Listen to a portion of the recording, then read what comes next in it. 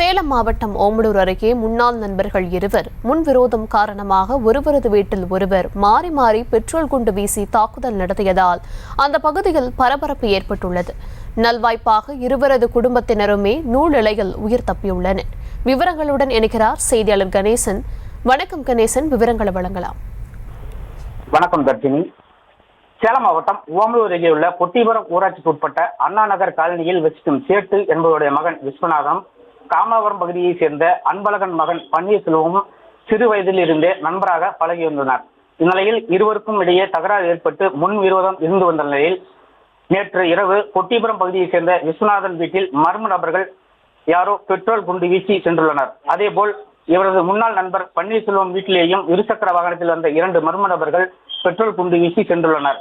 இந்த பெட்ரோல் குண்டு வீச்சு சம்பவத்தில் இரு வீட்டாரும் அதிர்ஷ்டவசமாக உயிர் தப்பினர். சம்பவம் குறித்து ஓமலூர் போலீசார் 2 இடங்களிலும் முன் விரோதம் காரணமாக நண்பர்கள் இருவரும் மாறி மாறி பெட்ரோல் குண்டு வீசி தாக்குதலில் ஈடுபட்டுள்ளனரா அல்லது வேறு யாரேனும் பெட்ரோல் குண்டு வீசினார்களா என ஓமலூர் போலீசார் தீவிர விசாரணையில் நடத்தி வருகின்றனர்.